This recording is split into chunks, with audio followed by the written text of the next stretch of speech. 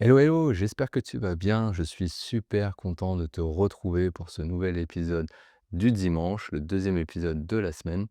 Alors, si tu es nouveau, eh bien, tu es bien sûr au bon endroit. C'est la chaîne De Rien, le podcast où l'on parle investissement, business, mais aussi réussite. Et le dimanche, eh bien, c'est une capsule solo. Cette capsule où je parle tout seul généralement peut revêtir plusieurs formes. Elle peut être l'approfondissement d'un sujet. Elle peut être également une revue de lecture où on décrypte un bouquin et je donne mon avis perso dessus. Et puis, le troisième qui me tient particulièrement à cœur, c'est le format Rien qu'entre nous, un épisode hyper cosy où je vais te raconter mon aventure entrepreneuriale, que ce soit au niveau de mon entreprise, ma société, mais finalement aussi au niveau de ma chaîne, de mon podcast, comment on développe de rien, quelles sont toutes les difficultés que je rencontre dans ma vie de tous les jours, mais aussi mes réussites que je partage avec toi. Et justement, aujourd'hui, je suis hyper cosy car j'ai la chance d'enregistrer dans une salle qui normalement sert de salle de sieste, on va dire, pour l'espace Nao Coworking de Rouen. Donc c'est un espace hyper cosy, hyper feutré. Tu n'as plus qu'à enrouler ton plaid et on se sent hyper bien dedans. J'en profite avant d'oublier de faire un gros big up à Clément, mais aussi à Maïté qui travaille, dans l'équipe Nao Coworking et puis Nao Coworking, qui me permet, d'enregistrer en toute sérénité, ces petits épisodes, quand il y a personne là-dedans. Alors, ce début d'épisode, je voulais vraiment faire un focus sur ma communauté, finalement sur toi. Déjà te faire un grand merci pour tout ton soutien, toutes tes écoutes, toutes tes réactions, tout ce qui fait que la chaîne grandit, très, très rapidement. Donc merci beaucoup et donc spéciale dédicace également à Chris Migraine qui était l'un des premiers à me mettre, un commentaire sur, je crois, Spotify si je ne dis pas de bêtises. Donc n'hésitez pas quand vous écoutez un épisode un petit pense-bête, un petit message, ça me fait hyper plaisir. Ça me permet aussi de vous découvrir, d'échanger avec vous. Si vous avez des questionnements, des interrogations, ça nourrit le débat finalement.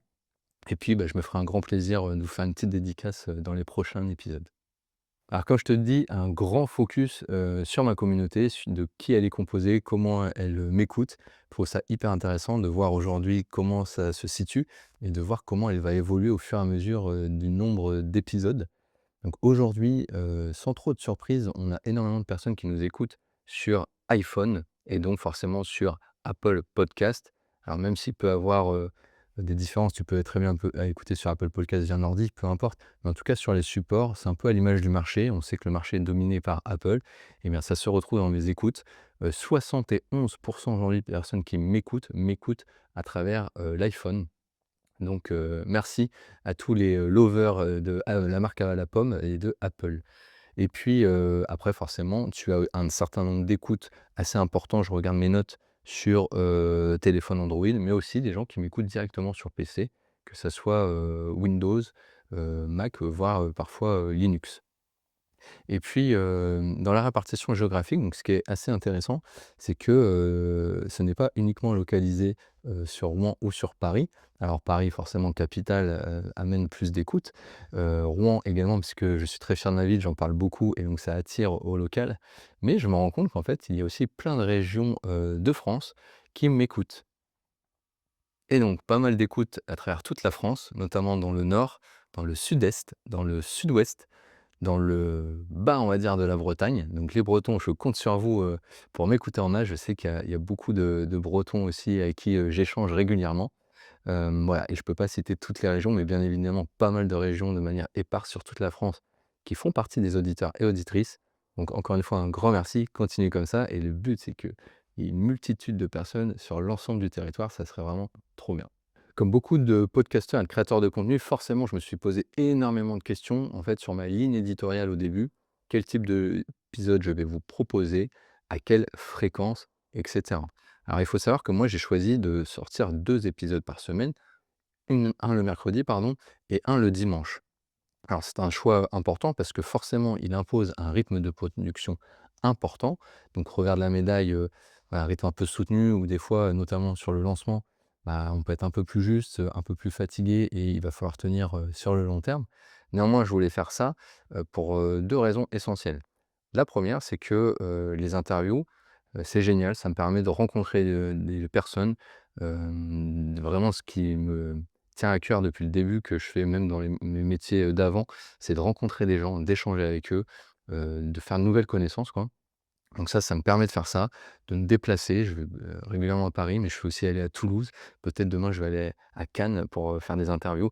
Voilà, ça me permet de voir des gens, voir du pays, finalement nourrir ma curiosité. Donc ça, c'est super et puis en plus, la plupart du temps, c'est des gens qui ont un vrai vécu, une véritable expertise. Donc forcément, ils vont m'apporter, par pur égoïsme déjà à moi, dans ma quête, de liberté financière et d'entrepreneuriat, mais surtout à toi qui fais partie de ma communauté. Pourquoi je me suis pas arrêté là? Parce qu'en fait, le deuxième épisode me tient aussi particulièrement à cœur et comme tu le sais, je suis un gros lecteur. Je lis beaucoup sur les différents, sujets qui composent le podcast et donc j'avais envie de vous faire partager ça, on se pose souvent la question: «Je ne sais pas quoi lire, quels bouquins sont intéressants?» Eh bien, je te donne des bonnes pistes de réponse une fois tous les mois à travers cet épisode revue de lecture. Moi, ça me permet aussi de donner mon avis et d'approfondir des sujets particuliers, qui venaient nous titiller, qu'on n'avait pas trop bien compris ou sur lesquels on voulait revenir tout simplement. Et puis pas le meilleur, mais un des meilleurs aussi, c'est celui-ci, Rien qu'entre nous, où en fait moi, auparavant, j'écoutais, des personnes et j'écoute d'ailleurs toujours des personnes qui expliquent leur aventure et en fait, c'est trop intéressant parce qu'en fait, on voit ce qu'ils vivent au quotidien et il suffit que par écho, on soit dans la même situation. Ça donne super envie du coup. Déjà, on peut aussi apporter, à la personne en mettant des commentaires: «J'ai vécu la même chose, j'ai fait ceci» ou «Par rapport à cette situation, je te conseille» et n'hésitez pas à me conseiller dans les commentaires. Mais en tout cas, voilà, ça permet de partager, les mêmes galères, les mêmes réussites et de suivre l'évolution. Je trouve que c'est vraiment intéressant dans le podcast, cette espèce d'esprit communautaire, de co-création, collaboratif. Moi, c'est ce qui m'éclate aujourd'hui. Et donc, parti de ce constat, eh bien, il y a pas mal de choses, qui en ressortent sur ce type d'épisode finalement. Alors là, quand je vais poster cet épisode-là, ce dimanche, on sera de mémoire au 16e épisode, hein, en un mois et quelques, donc c'est sympa. Mais surtout du coup, avec, le recul que je commence à avoir, on peut regarder le nombre d'écoutes et l'audimat qu'il y a par rapport à ces épisodes. Et moi, je m'étais dit: «Bah, forcément, les épisodes d'interview, puisqu'on a des spécialistes qui sont reconnus, qui ont plutôt, une grosse notoriété, eh bien, ils vont exploser les scores et puis, en face, mes petits épisodes solo et bah, ils vont traîner de la patte et ils vont plutôt être sous-écoutés. Mais bon, c'est pas grave, après je faisais ça pour le kiff aussi. Sauf que en fait, pas du tout, j'étais hyper étonné, étonné positivement parlant, bien sûr, parce qu'en fait, j'ai des épisodes, notamment le dernier Rien qu'entre nous, mais aussi, des épisodes de lecture. J'ai en tête, l'épisode sur la tribu des mentors, hein, le livre de Tim Ferriss, et bien, qui ont cartonné et qui viennent dépasser certaines interviews, voilà, voire coller, à certaines plus grosses interviews que j'ai faites. Donc ces épisodes, j'en ai 2 en tête, hein, je vous dis le dernier Rien qu'entre nous et l'épisode sur Tim Ferriss, qui ont vraiment cartonné. Donc ça m'encourage vraiment à dire que ça intéresse autant les gens que moi, ce format d'épisode, ce type d'épisode et donc j'ai vraiment envie de pousser le truc à fond, de réfléchir à ce que je peux vous dire à travers ces épisodes, comment essayer de vous apporter de la valeur et puis, bah, continuer à avancer ensemble. Par rapport justement aux interviews et à l'apport de valeur que je pourrais avoir à travers ces interviews pour vous, je réfléchis énormément aux invités que je peux aller, solliciter et que je peux inviter du coup sur la chaîne. Et donc, aujourd'hui, on était plutôt sur des sujets, on va dire, budget, finances personnelles. On en a fait quand même, pas mal. On a fait aussi pas mal, de sujets autour de l'immobilier, mais finalement de manière large, hein. Comment amorcer en immobilier et cetera. Eh bien, je commence tout doucement à rentrer, un peu plus en profondeur dans les sujets. Donc le but des prochaines interviews, c'est de continuer à parler d'immobilier, mais sur des angles différents que l'on n'a pas traités et peut-être rentrer du coup dans des thématiques hyper particulières. Donc vous allez voir arriver des épisodes, spécifiques sur, marchand de biens, peut-être demain sur du co-living, voilà, sur des choses, un peu plus précises, un peu plus chirurgicales. Alors pourquoi j'ai choisi ça? Parce qu'au début, je ne voulais pas vous noyer dans la technique. N'oubliez pas, on part de rien et donc on avance ensemble. Donc on a revu les bases pour investir, il faut d'abord savoir maîtriser son budget, son épargne, éviter les dépenses inutiles. Mais maintenant qu'on va commencer à comprendre comment on investit ce petit matelas et comment, une fois qu'on a constitué ce matelas, on va pouvoir se projeter, nous allons pouvoir entrer dans les différentes problématiques. Alors je vous parle d'immobilier, mais je vais commencer aussi tout doucement à évoquer des sujets autour de la gestion patrimoniale. Pardon. Vous verrez un épisode arriver, je pense, courant janvier, avec Nicolas Pajot notamment. Et je vais continuer à expliquer, ces sujets-là au fur et à mesure pour tout doucement arriver avec un éventail d'épisodes qui peut t'aider selon ton profil d'investissement, soit en IMO, soit en bourse, soit même demain peut-être en crypto et puis à chaque fois, viser des thématiques hyper, chirurgicales. On m'a demandé de faire des épisodes par exemple sur, la SCI, sur le co-living, sur, le marchand de biens, ça revient souvent. Donc voilà, je travaille en tout cas pour trouver des invités hyper intéressants en fonction de ces thématiques qui sont plébiscitées par vous. N'hésitez pas à me mettre dans les commentaires si vous voyez absolument un invité qu'il faut que j'invite à tout prix, qui est hyper intéressant et qui a, un sujet, assez sympa à aborder. Je me ferai un plaisir, d'y répondre et en tout cas, d'essayer de le contacter pour faire un bel épisode. Et justement, donc en parlant des sujets abordés, notamment au niveau des interviews, pardon, moi, il y a des sujets, on va dire, spécifiques sur les thématiques qui m'intéressent particulièrement en ce moment. La première, c'est, tout ce qui touche à l'éducation financière, mais, surtout au niveau des enfants. Tu sais peut-être d'ailleurs déjà, mais moi j'ai 2 petits garçons, un de 3 ans et un de 6 ans et donc bah, on s'interroge sur plein de choses, sur, comment leur parler d'argent, comment leur apprendre tout de suite à avoir les bonnes bases, hein et combler un petit peu les lacunes que parfois on peut pas qu'on n'a pas à l'école en fait, des éléments qui manquent, comment leur apporter tout ce background pour qu'ils soient préparés pour l'avenir. Mais ça peut être des questions aussi pour le futur. Si demain, je m'en vais, au niveau patrimonial, comment ça se passe? Comment je peux leur transmettre? Comment je peux les aider? Voilà, il y a énormément de questions qui se posent et puis, mon plus grand de 6 ans notamment, va lui-même, me poser des questions sur l'argent et moi j'ai pas envie d'esquiver les questions, de donner des réponses bébêtes. Je veux lui parler comme un jeune adulte, mais parce qu'en fait, ils ont une capacité de compréhension qui est très, très forte. Mais donc il faut que moi-même je sois aiguisé et que je lui présente les choses avec, pédagogie, que je vulgarise correctement. Donc voilà, j'approche aussi pas mal de personnes qui, c'est déjà les métiers pour qu'ils, m'aident à faire ça et en tout cas, je prévois plusieurs épisodes sur cette thématique enfant. Également, en tant que personne divorcée, il y a plein de questions qui peuvent se poser sur: c'est quoi être un bon compagnon, demain? Comment, vivre, comme papa solo? Et donc tout ça au niveau de aussi de l'investissement et de la finance, bah, ça a des impacts sur mon profil. Je suis sûr qu'on est plein de personnes divorcées, que ça soit hommes ou femmes et puis qu'on est plein de personnes aussi solo et donc bah, il y a plein de sujets, je pense qui pourraient coller avec son quotidien. Donc on va réfléchir. J'ai notamment commencé à enregistrer une interview, sur la finance et l'investissement plutôt à l'usage des femmes, mais pour éduquer aussi à ces problématiques que rencontrent les femmes, les hommes. Avec mon regard d'homme peut-être un peu maladroit, un petit peu gauche comme on dit, comment je fais pour avoir ce regard et faire attention à être juste et équitable et à aider, les femmes que je croise. Ça peut être, une compagne, mais ça peut être aussi, une maman, ça peut être une fille, ça peut être une sœur, ça peut être plein de choses, mais comment on aide toutes ces femmes, à progresser, dans ce milieu? Alors attention, ne me fais pas dire ce que je n'ai pas dit. Je dis pas que les femmes ont forcément besoin des hommes ou de quelqu'un d'autre. Il y a plein de femmes qui sont très, très fortes et qui sont en mode girl power, qui ont plein de réussite.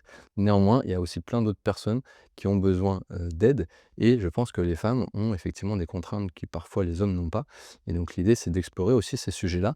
Moi, ma communauté, elle se veut très diversifiée et surtout large et je pense que la culture financière passe aussi par un éventail de thématiques et de s'intéresser à plusieurs sujets pour être en capacité de répondre au mieux et d'être surtout très intelligent sur ces sujets.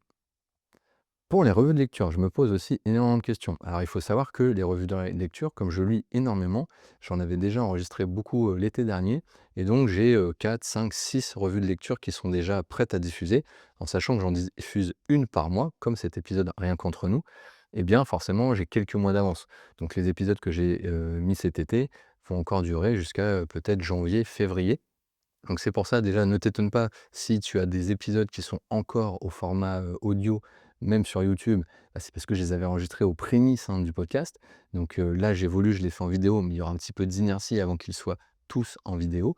Et puis, bah, j'avais aussi, choisi les thématiques du moment qui vraiment m'intéressaient, à cet instant, T de ma vie et donc, voilà, ils sont intéressants, mais ils sont peut-être décalés aussi par rapport à l'actualité. Ce qui est sûr, c'est que je réfléchis aux livres qui reviennent souvent. C'est-à-dire que quand on est sur les réseaux, quand on parle avec les gens, c'est toujours les mêmes livres qui reviennent un peu. Donc déjà, il y a des livres que je veux esquiver parce qu'ils reviennent tout le temps et pour moi, ils ne sont pas forcément les plus précieux. Je vais pas en citer parce que j'ai pas pas peur d'amis, mais par exemple, allez, je mets les 2 pieds dans le plat, Père riche, père pauvre, de Robert Kiyosaki. Moi, j'aime pas trop, je comprends le principe et il peut être très intéressant, il peut t'éveiller à plein de choses. Maintenant, je le trouve justement trop mainstream pas trop actionnables. Alors on peut regarder un peu le carnet du cash flow qui peut être intéressant, mais sinon globalement je suis pas hyper fan et à l'inverse, bah, il y a des livres, qui sont hyper pointus, hyper intéressants. J'ai en tête l'exemple de la semaine de 40 heures de Tim Ferriss sur lequel j'ai fait un épisode qui m'avait pas plu, mais par contre La Tribu des mentors qui est un pavé de 600 pages et qui lui est monstrueux. D'ailleurs, j'en profite pour te rappeler que, j'ai un jeu concours sur LinkedIn où je fais un calendrier de l'avent, des lectures. C'est-à-dire que si tu, t'abonnes à mon compte et que tu me mets un like avec un commentaire, je crois qu'on avait mis, «Merci Papa Noël», eh bien, tu as 25 chances d'être tiré au sort pour gagner un livre. Tous les jours du 1er au 25 décembre, on fait gagner un ouvrage différent et donc si tu n'as pas remporté le 1er décembre, mais que tu t'es quand même inscrit, tu seras repris pour être tiré potentiellement au sort les autres jours jusqu'au 25. Et donc, vraiment 25 chances de gagner ton ouvrage. Donc n'hésite pas à aller voir le post LinkedIn, à regarder les modalités et puis si ça tente, bah, à tenter ta chance justement. Pour revenir aux ouvrages, donc il y a ceux qui sont mainstream que je vais peut-être éviter. Et à l'inverse, il y a des choses qui reviennent souvent qui, eux, par contre, ont l'air très intéressantes parce que les gens en parlent mais n'ont pas forcément eu le temps de le lire. Il y en a un auquel je pense énormément qui est celui de l'Almanach de Naval Ravikant. Alors j'ai plus l'auteur en tête, ce n'est pas Naval Ravikant qui l'a écrit, c'est un auteur qui a fait un peu une compilation de ses tweets, ses messages pour en retirer un peu sa manière de penser, son idéologie. Donc ça, je pense qu'il viendra, très prochainement. Et puis après, bah, je me pose des questions sur des sujets justement un peu plus larges, un peu plus abordables ou à l'inverse des sujets hyper, pointus, hyper sharp. J'ai pas mal d'ouvrages, sur la bourse, sur, de l'analyse technique, ce genre de choses. Dis-moi ce que tu préfères, si tu as envie qu'on rentre dans le dur ou si tu as envie qu'on reste un peu plus smooth pour, les premiers décryptages de livres. Point également hyper important, c'est que j'ai la chance grâce à un certain nombre d'éditions, je pense aux éditions Valor, un grand merci, à eux, mais aussi aux éditions Maxima, un grand merci à eux. Eh bien, ils m'envoient des ouvrages, ils me mettent à disposition des ouvrages pour que je puisse vous réaliser, si je l'envie m'en prend et que j'aime bien l'ouvrage, des revues de lecture et surtout ça me permet, de faire une pierre deux coups parce que parfois je vais lire l'ouvrage, je ne vais pas forcément faire une revue de lecture dessus. Pourquoi? Parce que ça va me permettre d'être en lien plus facilement avec l'auteur et donc, plutôt que de faire une revue de lecture sur le livre, je vais te faire directement une interview avec l'auteur. Donc ça, c'est génial parce qu'on a directement le point de vue de l'auteur, son expertise.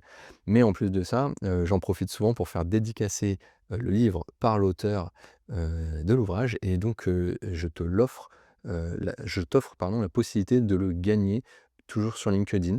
Donc on l'a fait, dernièrement sur, Julien Calamotte avec son livre «Comment, s'enrichir en immobilier». Généralement, je vais poster, je pense, un post le lundi, et comme l'épisode sort le mercredi et ben ça te laisse 3 jours pour participer et je fais le tirage au sort généralement mercredi en fin de journée. Donc voilà, là, il y a beaucoup d'interviews qui ont été faites avec des personnes qui ont écrit des ouvrages. À chaque fois, je te ferai gagner l'ouvrage dédicacé. Donc ça, c'est pareil, n'hésite pas à te connecter et à suivre pour ne pas rater ta chance sur les ouvrages. Alors la dernière fois, on a parlé un petit peu justement de marketing, de communication, de réseau et je t'avais expliqué tout ce que je connaissais sur LinkedIn et en tout cas ce que je mettais en place sur LinkedIn. Pour te faire un petit point, le but c'est pas de reparler de LinkedIn tout l'épisode, mais de faire un petit point sur ça.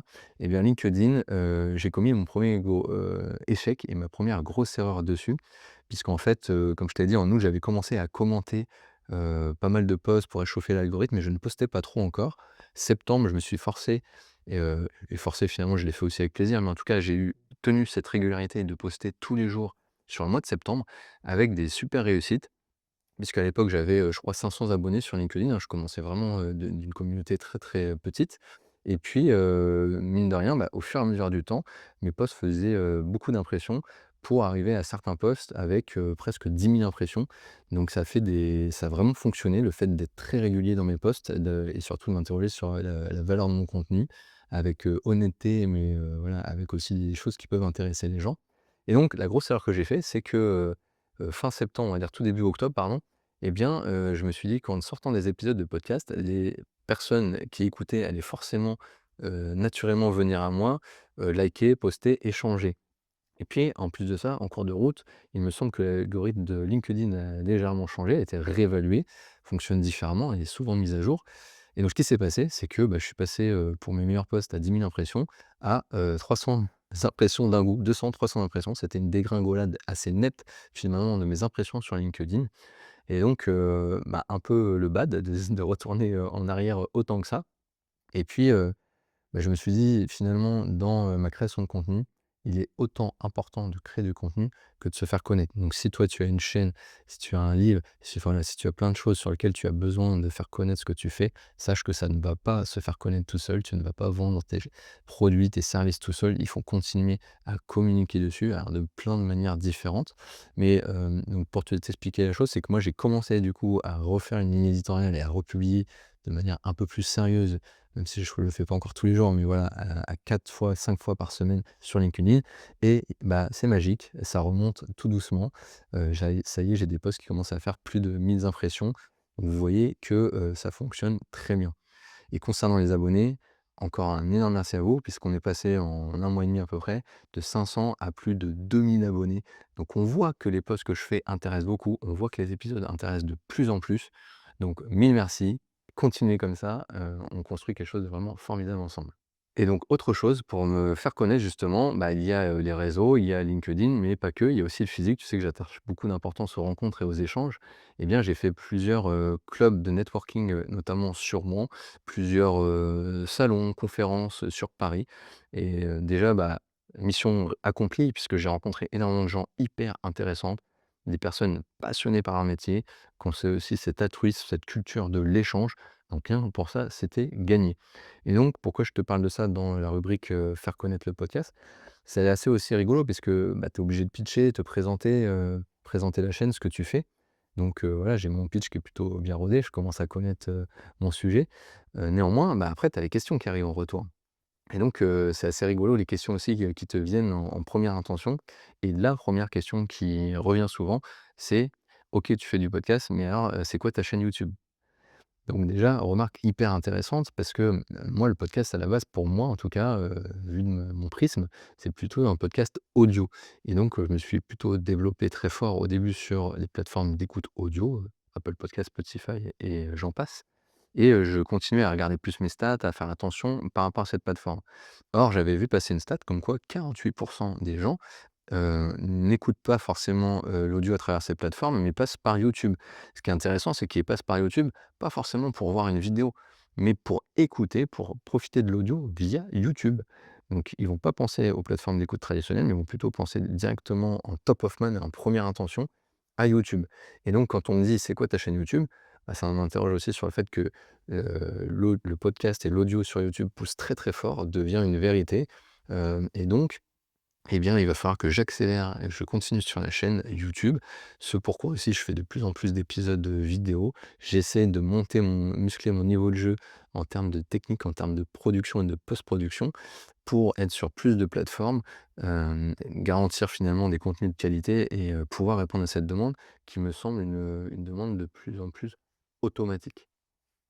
Deuxième question aussi qui peut tomber très régulièrement et c'est: «Bah, combien tu as d'abonnés?»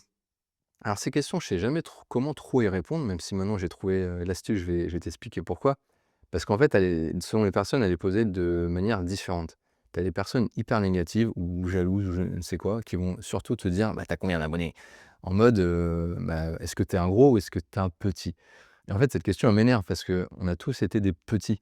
Alors, je me considère, encore comme un petit, bien sûr, mais même les grosses chaînes, pour les plus connus, des Squeezie, des Hanim, dans le monde du podcast, des Mathieu Stéphanie, et ben ils ont tous commencé à un moment ou à un autre avec 10 écoutes.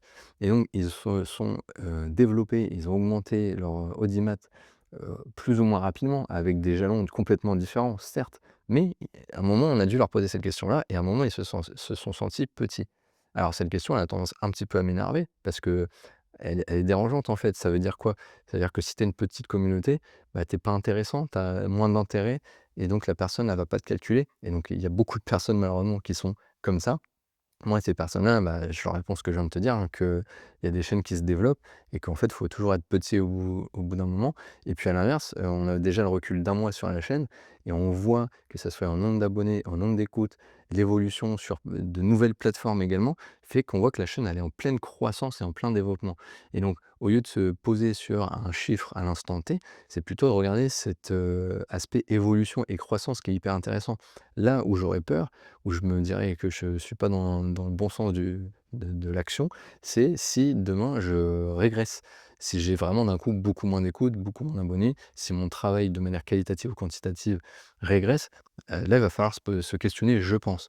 Néanmoins, avec les super progressions qu'on fait, l'audimat qui continue à grandir, eh bien moi je suis hyper positif et je suis persuadé, que dans plusieurs mois, dans plusieurs années, eh bien la chaîne elle aura une toute autre figure et donc bah, c'est ce qui m'encourage à continuer à travailler. Puis après donc la question elle peut être posée aussi, différemment par les personnes. À l'inverse, tu as aussi beaucoup de personnes qui sont juste curieuses ou, qui sont, on va dire, voilà bienveillantes et ils vont te poser la question: «Combien tu as d'abonnés?» mais pas pour te saquer, on va dire, plutôt pour, s'intéresser, savoir comment ça fonctionne, comment tu travailles et potentiellement te donner des tips en retour. Te dire: «Ah bah, regarde, tu devrais en parler à telle personne ou tu devrais entrer à tel, dans tel cercle, dans tel club, tu devrais peut-être communiquer avec ça» et là, c'est très cool parce que du coup, bah, tu peux donner des chiffres, sans finalement, culpabiliser, en tout cas sans te sentir rabaissé et c'est pour ça qu'en fait, il faut tout le temps répondre à la question parce que déjà, il y a pas de honte. Encore une fois, tout le monde est parti, de rien, from scratch et derrière eh bien, tu peux vraiment tomber sur des personnes intéressantes qui vont t'aider à construire et c'est là que ça devient vraiment très cool. Troisième question que l'on pose régulièrement et pas des moindres, après j'arrête avec ces questions. La troisième c'est: «Mais est-ce que tu vis de ton podcast? Qu'est-ce que tu fais avec ton podcast pour en vivre?» Eh bien, je vais répondre avec toute transparence. Aujourd'hui, je ne vis pas du podcast. J'ai repris, des cours en tant que formateur par rapport à des compétences que j'avais de mon ancien métier sur le management, le commerce, le merchandising et donc je donne des cours dans des écoles. Il faut savoir qu'aujourd'hui, le podcast ne me rapporte pas, il m'en coûte. Je vis à perte sur le podcast. Mais comme beaucoup d'entreprises, est-ce que toi, aujourd'hui, tu connais une entreprise qui va commencer et qui va être très rentable dès le premier jour, je caricature un petit peu, sans avoir dépensé le moindre oseille. Il y en a peut-être, mais je pense qu'il n'y en a pas des masses, sinon tout le monde irait, sur ce créneau-là et la concurrence, serait très dure et tu aurais beaucoup plus de mal rapidement à gagner de l'argent dans ce genre d'activité.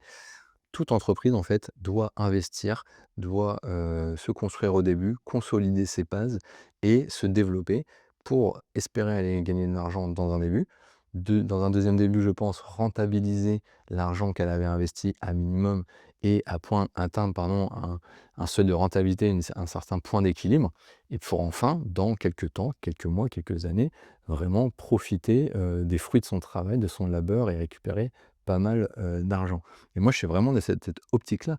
Ma première ambition était de créer déjà de lancer le projet, d'aller au bout de ce projet, ce qui n'était pas, évident, quand on est, salarié depuis 18 ans et qu'on se lance. Donc ça y est, je suis allé au bout et puis après, il va y avoir différents jalons, pour se poser. Mais un des premiers jalons, avant de même d'aller chercher des sources de monétisation, c'était de me dire d'aller chercher des bons invités pour toi, d'avoir des gens qualitatifs qui savent de quoi ils parlent et te proposer des épisodes très sympas. Et donc ça demande beaucoup de temps en fait d'aller solliciter. Généralement, il y a une visio aussi pour se caler, de savoir de quoi on a envie de parler, apprendre à se connaître, qui est hyper important. Voilà, donc tout ça, tu le vois pas dans les coulisses, mais je te le dis, c'est un temps, non négligeable et donc j'ai plutôt voulu me concentrer sur le contenu et je continue à le faire, en développant la chaîne encore une fois sur les différentes plateformes, en faisant de la vidéo et en améliorant ce que je peux. Et donc pour revenir, aux différentes sources de monétisation, bien évidemment, bah, la monétisation, elle passera par la qualité du contenu et par le fait que la chaîne trouve son audience. Donc je le répète souvent dans les épisodes, mais ça a une importance particulière pour moi que tu puisses réagir, donc liker ou bien, t'abonner et mettre surtout 5 étoiles. Donc pas 2, pas 3, pas 4, bien 5 étoiles, hein, parce que tu sais que si c'est 4, c'est pas bon. 5 étoiles sur les plateformes d'écoute de ton choix, Spotify, Apple Podcast. Sur YouTube, tu peux pas, mais abonne-toi et n'hésite pas à mettre le like, le fameux pouce. C'est ce qui fait que demain, en fait, on va avoir des stats à mettre en face de la chaîne. Même s'il y a déjà beaucoup de choses à mettre en exergue, à mettre en valeur pour la chaîne, et bien demain, le fait que ça soit suivi, plébiscité, attendu par beaucoup de personnes, c'est ce qui va m'aider, moi, à la mettre en avant.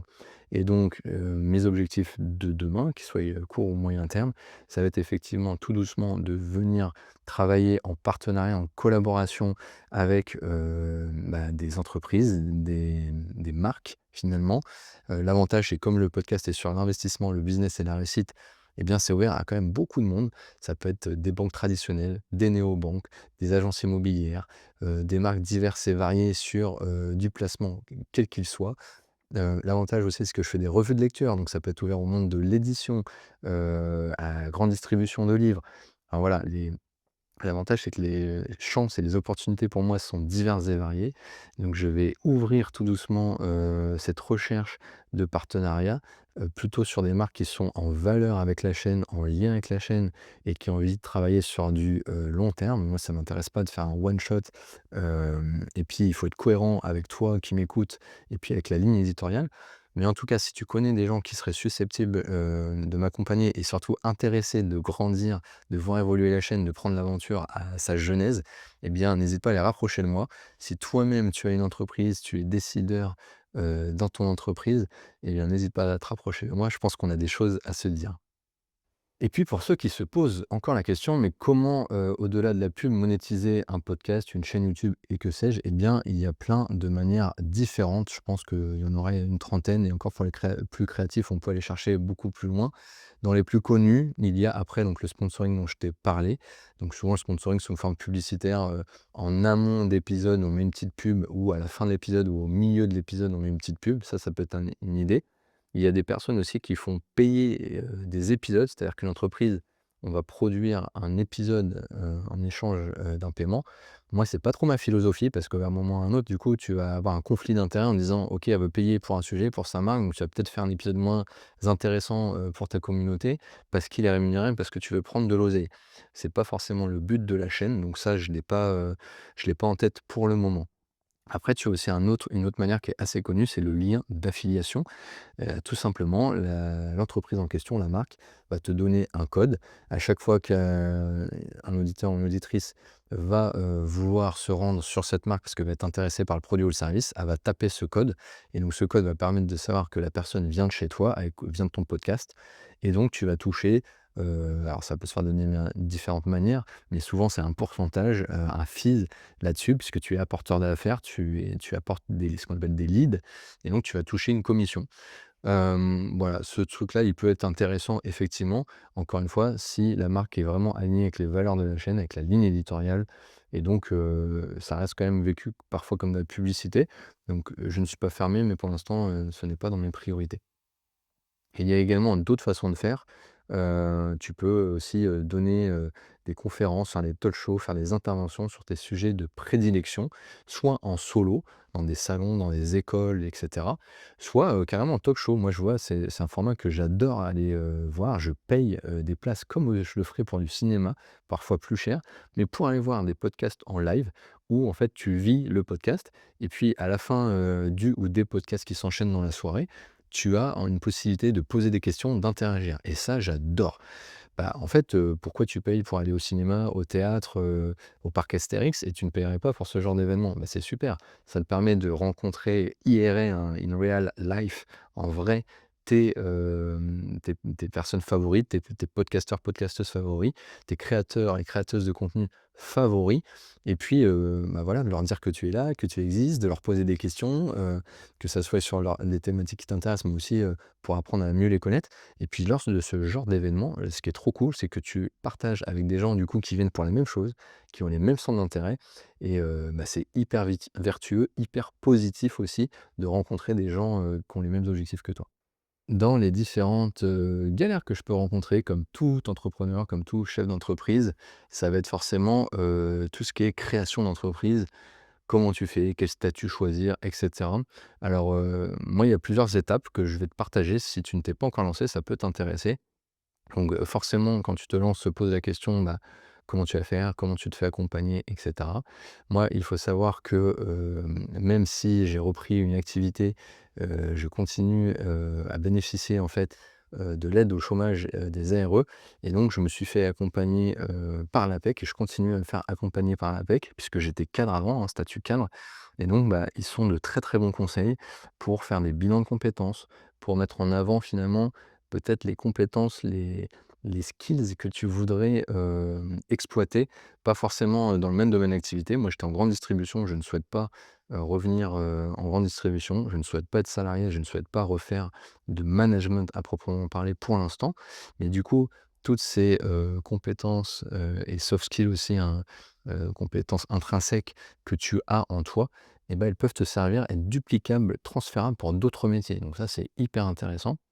Et puis, dans mon cas de création d'entreprise, ils vont aussi t'orienter vers les bons interlocuteurs, les bons groupes, et notamment, ils ont des liens très étroits forcément avec les CCI, les chambres du commerce et de l'industrie, qui aident à la reprise et à la création d'entreprise. Donc, je suis allé faire une matinée et déjà, je ne savais pas toutes les missions qu'avait la CCI. Donc, c'est super chouette de redécouvrir vraiment à quoi sert une CCI. On voit qu'il y a quand même une importance sur le développement économique du territoire. Et puis après, ça t'ouvre un boulevard sur, je crois qu'il y a une semaine notamment, je ne sais plus comment ça s'appelle, mais sur la création d'entreprise qui est possible avec la CCI. Et donc ils te expliquent de A à Z, je ne l'ai pas encore fait, mais j'aimerais bien la faire.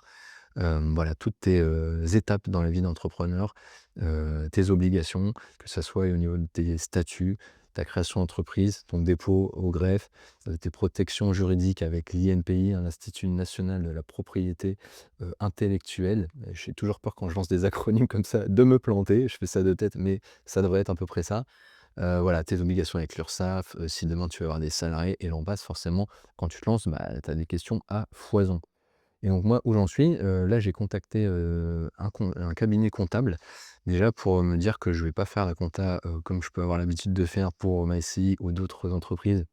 Voilà, je veux vraiment être structuré, carré, avoir des professionnels pour faire les choses très bien dès le début. Donc comme tout le monde, j'ai commencé, à faire, on va dire un devis comptable, voir à peu près combien ça me coûterait. Ça me permet aussi d'avoir des conseils, de prendre des bonnes décisions. Donc je vais faire d'autres comptables pour choisir un bon cabinet. Je ne souhaite pas forcément aller chercher que du prix, mais je souhaite surtout avoir un très, très bon feeling avec l'équipe de professionnels qui va m'accompagner et qui va du coup être de bons conseils, qui va savoir me faire, prendre les bonnes décisions. Donc là, a priori, ce qui se profile pour moi, c'est que pour l'instant, je peux rester en micro-entreprise, mais très vite, je vais passer en SASU. Donc est-ce que j'essaie de me lancer dans l'acronyme?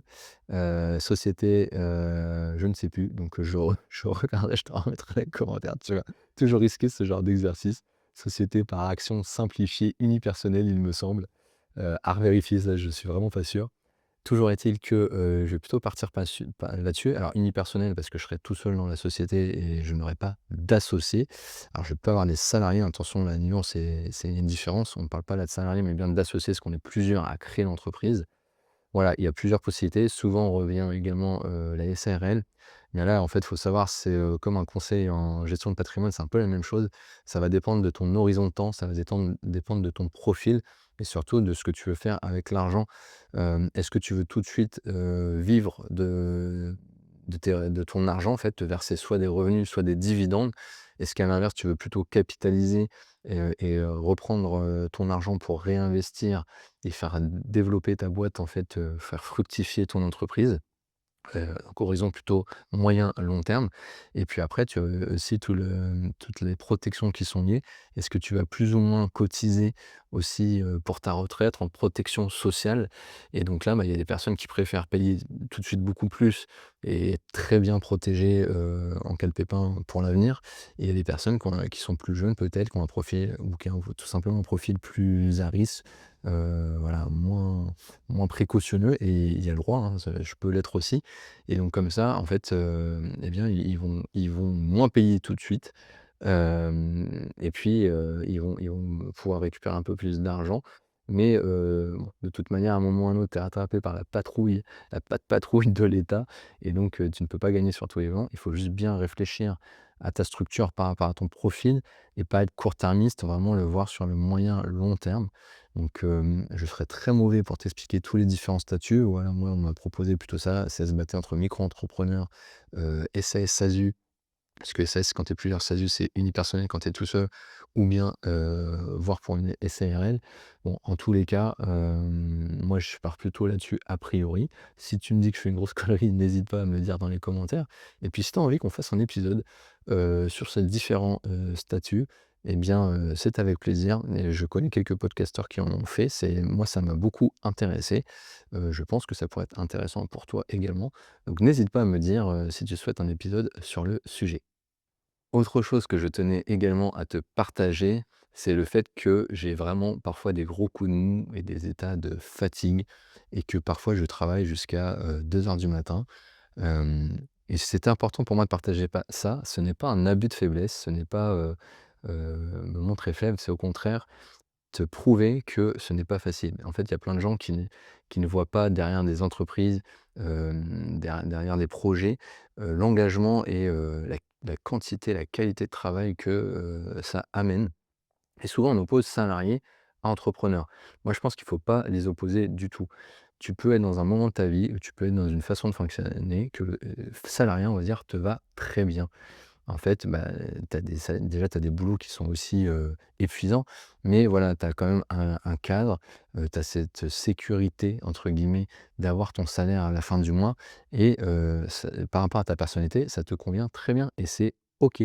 Parce qu'en fait, dans chaque côté, salariat ou entrepreneur, eh bien, il y a des avantages, mais des inconvénients et en fait, on voit beaucoup sur les réseaux la mise en avant de l'entrepreneuriat, soloprenariat, freelance et que sais-je.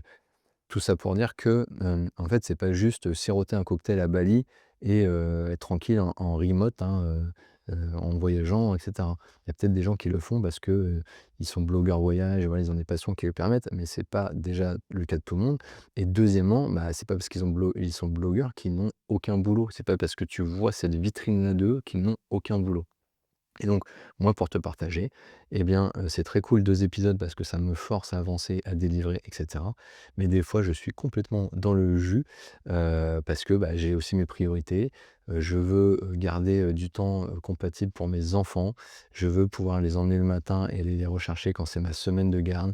Mon fils, le plus grand, a des activités de football le mercredi et le samedi auxquelles j'assiste et donc du coup, dans les moments où je ne travaille pas parce que je veux pouvoir garder le soir la petite lecture, avant de les coucher, donc potentiellement le temps d'aller le chercher de l'école, devoir douche, à manger, l'histoire, tu connais si tu es parent l'histoire, eh bien, je vais pouvoir commencer à travailler que vers 21:30 voire 22:00, hem et donc bah, en fait, mon seul créneau, dans la journée, parfois, va être de 22:00 à 2:00 du mat. Alors moi, ça m'arrange bien parce que je suis hyper productif dans ces créneaux-là, mais tout ça pour te dire que surtout au lancement, tu as une espèce d'inertie, tu as une espèce de charge de travail à fournir, bah, pour espérer meilleur et pour pouvoir peut-être ralentir, si tu le souhaites, plus tard.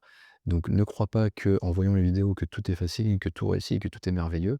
J'ai aussi des phases plus dures où, bah, il faut que j'arrive à délivrer, mais surtout à réguler ma fatigue où, voilà, comme j'enchaîne, tellement c'est waouh. Là, j'enregistre aujourd'hui un samedi, le temps de la sieste de mes enfants, du temps calme et bien je viens un samedi enregistrer mon épisode. Je ne suis pas là pour me plaindre, j'adore faire ça, c'est trop cool. Mais voilà, pour t'expliquer, et si tu es dans ma situation d'entreprendre, tu n'es pas seul. Tous les entrepreneurs ont des galères, ont des fatigues, ont des doutes. J'en ai beaucoup aussi. Et donc, si tu veux les partager avec moi, et ben, avec grand plaisir, on échange là-dessus. Allez, dernière chose, parce que j'aimerais que ces épisodes ne soient pas trop longs, mais je suis bavard, j'ai toujours énormément de choses à partager avec toi. J'ai vraiment envie de te dire plein de choses, toutes les idées que j'ai, ce que j'ai envie pour la chaîne plus tard, ce que j'envisage, ce qui ne se fera peut-être jamais, mais auquel j'ai pensé. Bon, toujours est-il qu'il faut avancer. Un truc auquel je voulais revenir aussi, c'est j'ai dû te parler sur mes contraintes techniques. Le fait qu'entre l'enregistrement de l'audio et de la vidéo, il y a vraiment pour moi 10 étages, hein. Quand tu n'es pas du métier, on ne se rend pas compte le nombre de choses que tu as pensé, d'éclairage, le micro-cravate, parce que sinon tu as un son dégueulasse qui résonne dans toute la pièce. Voilà. Et la technologie, l'IA, tout ce qui se passe aujourd'hui fait que bah, maintenant, du coup, tu as un minimum sur les chaînes, sur les réseaux à délivrer. On voit que sur YouTube, la dette, on va dire, si tu veux un contenu qui soit juste dans la norme, et bah, c'est plutôt du contenu HD, voire 4K, voilà, avec des montages, avec des sous-titres. Et donc tout ça, ça demande une vraie expertise. Donc je continue à évoluer et à apprendre dans ce domaine. Voilà, j'essaie de me faire aider par des monteurs, par des post-producteurs.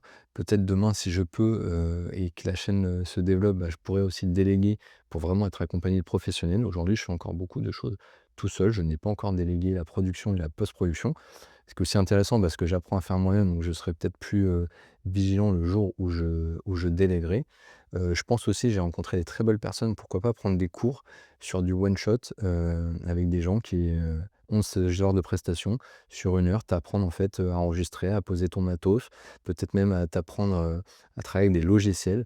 Moi, sur le montage, je travaille beaucoup avec, DaVinci Resolve, qui était très dur au début, mais qui, fur et à mesure, finalement, maintenant que je connais, commence à être, plus simple pour moi, mais hyper efficace, hyper qualitatif. Donc je pense que j'ai bien choisi. Et dans les galères que j'avais, c'était le choix du matos. Alors je t'avais dit, choix du matos, eh bien tu as plein de possibilités. Tu peux faire ça comme j'enregistre aujourd'hui avec un iPhone, de bonne facture, pas trop vieux et ça enregistre très, très bien, ça te fait des belles images.